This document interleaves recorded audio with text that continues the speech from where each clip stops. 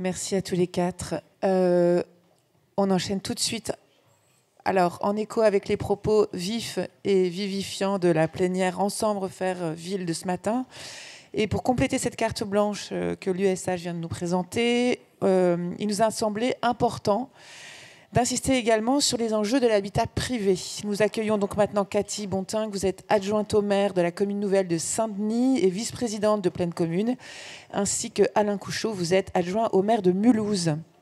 Les maires de ces deux communes, Mathieu Hanotin et Michel Lutz, ont co-signé, vous le savez peut-être, un rapport sur la lutte contre l'habitat indigne, rapport qui a donné rapidement lieu à l'adoption de la loi Habitat dégradé du 9 avril 2024 pour renforcer les outils à l'adoption, à disposition des acteurs. Ce rapport et celui rendu par la mission sur le futur du renouvellement urbain soulignent tous les deux l'importance de développer une approche pragmatique par projet pour traiter en profondeur des problématiques rencontrées dans les tissus d'habitat ancien dégradé et dans les copropriétés en difficulté. C'est un enjeu crucial que tous les deux vous connaissez bien. Une fois que tout le monde sera rassis, on pourra commencer. Nous vous écoutons. Bonjour à toutes et à tous. Excusez-moi, je me permets. On a un petit souci de sécurité dans cette salle. On est absolument ravis de l'affluence, mais on ne peut absolument pas s'asseoir sur les escaliers. Donc une fois que la salle est pleine et que vous êtes assis, on va vous demander d'aller dans une autre salle. La salle nef il y a encore plein de places disponibles. Et cette séquence sera revisionnable sur le YouTube de l'ANRU dès demain. Donc vous pourrez la regarder attentivement et dans des bonnes conditions. Mais là, on nous demande vraiment de ne pas vous installer sur les escaliers. C'est des mesures de sécurité. Merci beaucoup.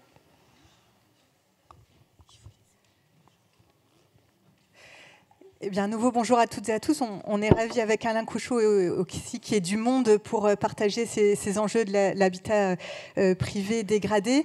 Et on remercie l'ANRU aussi d'avoir dédié ce keynote sur ce sujet, puisque c'est le seul de ces 2 jours sur le renouvellement urbain, l'actuel et l'avenir, qui pose cette problématique. Et donc, ça a été dit en introduction, hein, comme vous le savez, nous deux, en tant qu'élus locaux, mais avec nos 2 maires, Mathieu Hanotin et Michel Lutz, on a beaucoup travailler sur ces questions, notamment à travers le rapport de 2023. Et on voulait vous dire un petit peu où on en est actuellement, à la fois nos retours terrain, également comment on vit un petit peu les projets opérationnels en ce moment, et puis poser vraiment une expression de besoin très forte pour la suite. Ça a été beaucoup dit depuis ce matin, mais sur cet enjeu du parc privé, on voudrait vraiment qu'il y ait la poursuite de cette prise de conscience. Nous, dans nos 2 villes, on a les problématiques d'habitat privé dégradé dans les 2 composantes, à la fois des grandes copros, mais aussi de l'habitat ancien dégradé. Donc, c'est ce qui avait aussi nourri de la part du ministre du Logement de confier à Michel Lutz, à Mathieu Hanotin, d'avoir cette vision des élus de terrain. Et on a essayé d'être dans cette dimension. Et on est aux journées de l'ANRU actuellement, parce qu'on voudrait aussi bien repartager qu'il y a une forte intervention quand même de l'ANRU depuis ces 20 dernières années sur le parc privé, puisque, et je prends ma casquette d'administratrice de l'ANRU aussi pour dire ça, sur à la fois l'ANRU 1, le PNR-CAD et l'ANRU 2, c'est 1,1 milliard d'euros d'investissements qui auront été faits sur le parc privé, à la fois en copro, 500 millions, et en centre ancien dégradé, 600 millions. Donc on est dans cette intervention de l'agence en lien avec les territoires sur l'habitat privé. Nous, quand on a abordé cette mission en 2023, on était des collectivités déjà très engagées dans ces programmes. On a des opérateurs dédiés, on y reviendra.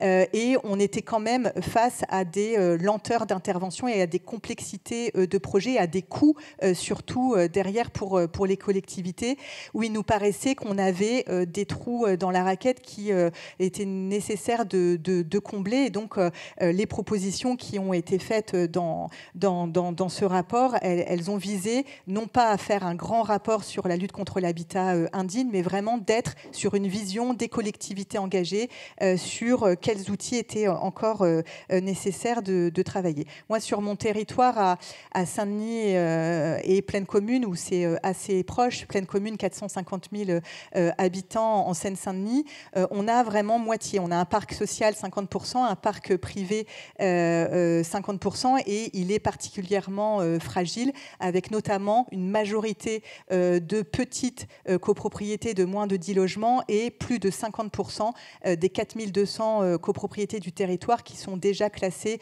fragiles, voire très fragiles. Et donc on a ce panorama qui posait un état des lieux de départ très, très important. En zoomant sur ma ville de Saint-Denis, parce qu'on a beaucoup déployé avec Mathieu Hanotin sur le volet coercitif, malheureusement une action très forte de notre service communal d'hygiène et de santé. On a plus de 5000 logements dans le parc privé potentiellement indignes, et notamment on a été contraint de faire de nombreuses évacuations pour des mises en sécurité importantes qu'on continue à conduire à un rythme très important, et ça va notamment alimenter ce qu'on dira tout à l'heure sur la poursuite des besoins, puisque cette intervention, une fois la mise en sécurité, elle pose le problème du traitement global de l'intervention. Et donc, dans ce rapport, notamment sur cette question des outils pour les collectivités, on a beaucoup mis en avant, et la contribution que l'ANRU avait faite à notre mission a été sur comment on n'attend pas d'avoir un parc privé avec une mobilisation de la loi Vivien, de la carence, c'est-à-dire vraiment en extrême dégradation du parc. Comment on peut essayer de mener un projet en appropriation publique plus en amont de la dégradation, et donc en demandant une DUP dédiée à la lutte contre l'habitat indigne. Ça a été au cœur de notre mission.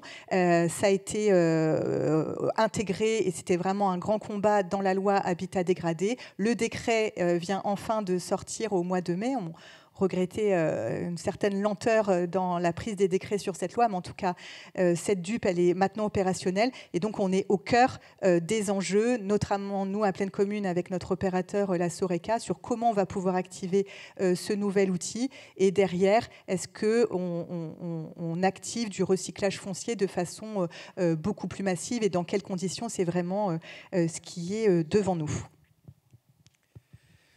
Bonjour à tous et à toutes.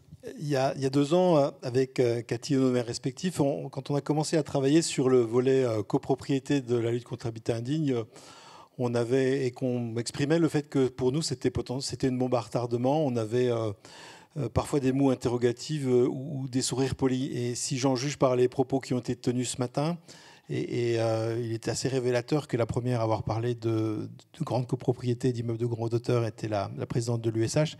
C'est un sujet qui est devenu au cœur des préoccupations de beaucoup de communes. On va donner beaucoup de chiffres, mais ce qui est important de rappeler aussi, c'est que c'est des millions de nos concitoyens qui sont dans ces conditions indignes, dans ces copropriétés. 1,5 million de chiffres de logements dans les copropriétés dégradées, 110 000 copropriétés en grande difficulté. Alors, je voudrais vous donner 3 exemples. À Mulhouse, on est confronté à 3 copropriétés en difficulté, en quartier prioritaire de la ville, et avec des problématiques assez diverses. La première, c'est le Diamant Noir, une copropriété qui est récente, qui date des années 90. 90 logements, c'est pas beaucoup, mais des logements de petite taille qui ont été construits essentiellement à des fins de défiscalisation. 75% d'impayés et une cage d'escalier qui est complètement envahie par le squat et par les incivilités. On a investi plusieurs milliers d'euros pour sécuriser. On a fait travailler ensemble police municipale, police nationale, les enjeux de sécurité qu'on évoquait ce matin. Mais aujourd'hui, depuis 2 ans, les logements sont vides, les copropriétaires ne se manifestent pas, et on est obligé d'envisager une restructuration immobilière pour essayer de sortir cette copropriété de la situation dans laquelle elle est. Quartier des Coteaux, une ZUP des années 70, qui est en cours de transformation massive grâce au renouvellement urbain. La tour de la Croix, un édifice des années 70, une rénovation thermique mal conduite, pas d'économie d'énergie, 182% de dettes et des ascenseurs qui sont irréparables, notamment à cause des incivilités. Le sujet a été abordé ce matin. Là aussi, le maintien du statut de la copropriété ne peut plus être envisagé et on travaille avec un recyclage chez un bailleur social. Et puis, dernier exemple, sans doute celui qui nous préoccupe le plus, c'est des 2 immeubles de grande hauteur, les tours plein ciel, construits dans les années 70, qui présentent un danger structurel et seule la démolition, malgré toutes les hypothèses qui ont été envisagées, s'impose comme une solution viable. Ça veut dire procédure de carence, avec toute la complexité juridique, technique, on aura l'occasion d'y revenir. Et ces 3 copropriétés qui sont placées en administration judiciaire ont tout leur futur qui est compromis de façon différente et on doit s'adapter à chaque particularité de chaque situation. On voulait aussi partager avec vous, on l'a travaillé dans notre mission, mais ça nous paraît vraiment important de refléter l'engagement qui est nécessaire sur le portage politique de ces projets sur l'habitat privé dégradé, non pas que sur le reste du renouvellement urbain, il n'y a pas besoin de ce portage fort, c'est souvent mis en avant, mais on est vraiment sur une problématique parce que on n'a pas un bailleur social en interlocuteur, parce qu'on n'a pas d'amicale de locataires, parce qu'on n'a pas finalement tout cet écosystème qui est parfois difficile, mais en tout cas pour lequel on peut vraiment avoir un pilotage en mode projet. On est dans l'habitat privé dégradé face à vraiment une multitude d'acteurs. Dans les grandes copropriétés, il peut parfois avoir, dans le meilleur des cas, un syndic, voire une administration judiciaire qui va être de bon niveau et permettre d'avancer, mais on sait aussi que ça fait partie du cœur du sujet et on avait des propositions qui avancent dans ce sens sur les syndics, mais dès qu'on est vraiment dans la petite copropriété, dans le centre ancien avec des très petits logements où l'imbrication du projet urbain va faire appel à de multiples données, sans parler des commerces en rez-de-chaussée, sans parler des espaces publics, on est là avec un mode projet qui est, de notre avis, beaucoup plus complexe, ce qui pose aussi, et ça avait été bien documenté par l'ANRU, à la fois dans sa contribution à notre mission, mais aussi ça ressort dans le rapport sur l'avenir du renouvellement urbain, comment il faut repenser, et on en appelle de nos voeux, on en parlera tout à l'heure, l'ouverture de cette préfiguration sur l'ANRU 3, il faudra avoir poser les questions de l'habitat privé dégradé, sûrement avec des évolutions. Et cet engagement des élus, nous, on doit le faire aussi avec parfois notre double casquette, c'est-à-dire qu'on met en œuvre aussi des pouvoirs de police du maire dans le cadre de la police spéciale de l'habitat, et donc avec notamment dans les mises en sécurité des arrêtés à prendre en cas de péril, et donc parfois un dialogue qui peut être compliqué quand même avec les copropriétaires, et que parfois on est amené après à embarquer dans un projet urbain, mais pour lequel il faut énormément de pédagogie, il faut prendre du temps pour faire comprendre que ces arrêtés, déjà, ils sont à la juste mesure de notre seule approche qui est celle de la protection de la santé et de la sécurité des habitants, et que derrière, notre premier enjeu, c'est bien de maintenir autant que possible la copropriété privée et faire en sorte qu'elle se redresse. Il y a pas, on n'attend pas comme ça à faire du recyclage foncier de façon massive parce que le coût derrière est très important pour les collectivités.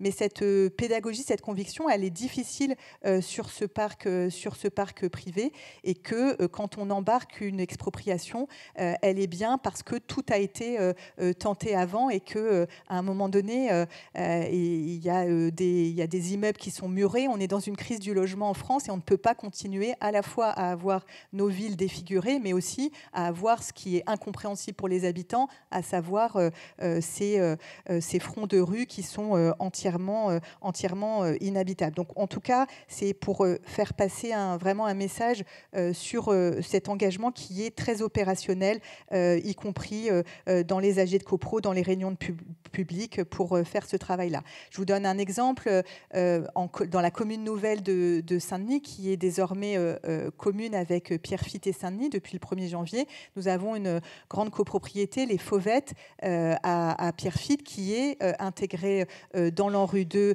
de notre commune nouvelle. Et effectivement, on a notre opérateur, la Soreca, qui intervient sur cette copro, qui était vraiment une des plus difficiles, avec des conditions de vie très, très dégradées pour les occupants. On a dû terminer la fin de l'occupation par effectivement un arrêté de mise en sécurité sur cette copropriété. Donc il faut complètement que les services de la ville, le SCHS, les services habitat, qui parfois sont dans des collectivités différentes, travaillent énormément main dans la main. C'est le fameux mode projet. On doit se l'appliquer en premier lieu à nous, collectivités. Donc nous, sur Pleine Commune, on a, mon collègue Adrien Delacroix ici présent, on a à la fois cette gouvernance, il faut bien le dire aussi, politique, qui est alignée entre la ville et l'intercommunalité. C'est quand même particulièrement aidant, mais on a fait en sorte aussi de construire une ingénierie où la ville et Pleine Commune, au service de la lutte contre l'habitat indigne, travaillent ensemble. Mais forcément, ça pose la question des moyens importants qu'on mobilise. Nous, c'est dans notre direction Habitat Durable à Saint-Denis, c'est 50 personnes. Quand on est arrivé en 2020, c'était 5 personnes.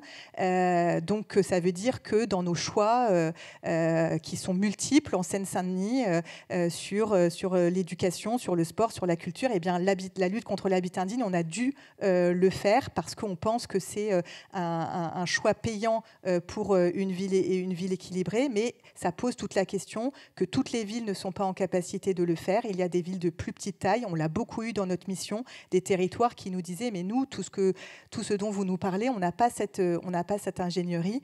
Et donc voilà, on y reviendra après. Qu'est-ce qu'on fait dans l'ANRU 3 sur l'habitat privé dégradé? La question de l'ingénierie et du mode projet, il est aussi au cœur de ces réflexions pour les plus petits territoires.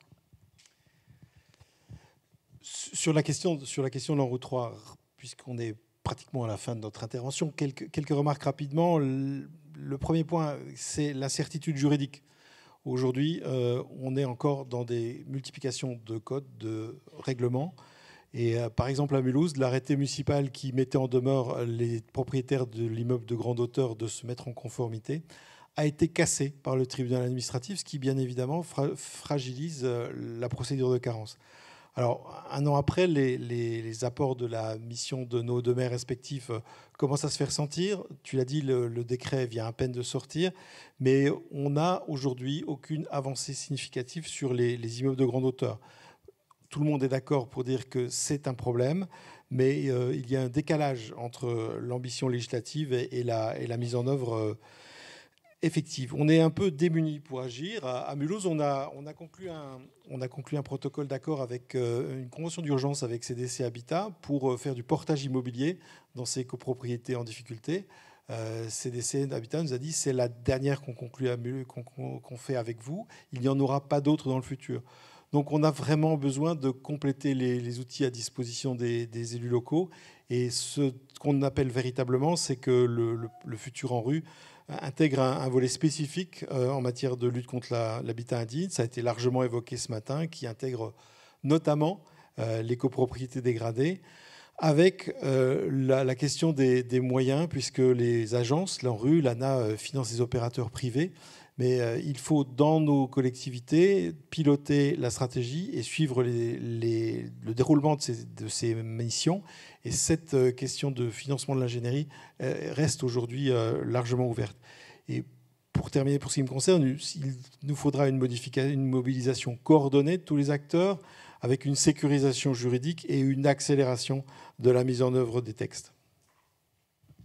Donc effectivement, pour conclure sur l'ANRU 3, et je le redirai demain sur la carte blanche aux associations d'élus, vous l'avez peut-être vu, notamment nos deux maires, Michel Lutz, Mathieu Hanotin, ont signé une tribune dans la tribune dimanche le week-end dernier avec Johanna Roland, avec Benoît Payan, avec plus de 60 maires engagés. Il faut que, bien sûr, on ouvre une préfiguration de de l'ANRU 3 et sans attendre, ça a été beaucoup dit, ça sera redit demain, et il faut qu'il y ait un volet habitat privé dedans. On a voulu mettre un chiffrage dans cette tribune, non pas parce qu'on a fait une étude pour pouvoir évaluer tout ça. On a vu que tout à l'heure sur le parc social, l'USH commence à donner un petit peu des volumes, mais simplement pour alerter que dans le cadre de l'ANRU 2, c'est 650 millions d'euros qui auront été contractualisés pour l'habitat privé dégradé, donc sur les 12 milliards du programme, donc 5% de l'enveloppe pour l'habitat privé dégradé. Et donc nous, dans cette tribune, quand on a dit, il nous semble qu'il faut probablement mobiliser 1,5 milliard d'euros sur 15 ans, c'était pour donner un ordre de grandeur que ce 5% ne pourra pas du tout être à la maille de l'ampleur du phénomène qui est devant nous, du phénomène aussi des risques d'effondrement qui sont quand même très importants, et on a vu les drames qui se sont joués dans de nombreuses villes, et c'est quand même ce qu'on vit au quotidien. Il y a certaines nuits, on dort quand même pas très bien quand on a pris un arrêté de mise en sécurité et qu'il faut encore attendre 2 ou 3 jours pour organiser l'évacuation. Donc tout ça, c'est quand même un quotidien dans beaucoup de villes. Il faut qu'il y ait une meilleure prise de conscience de ces risques-là. Et on l'a vu, on retrouve complètement, et nos 2 maires se retrouvent dans les préconisations du rapport sur l'ANRU 3, sur ce volet habitat privé. Donc, comme on est des élus pleins d'espoir quand même, malgré des difficultés du quotidien, on ne doute pas que demain, il y aura des annonces dans ce sens-là. En tout cas, on fera tout pour. Merci beaucoup.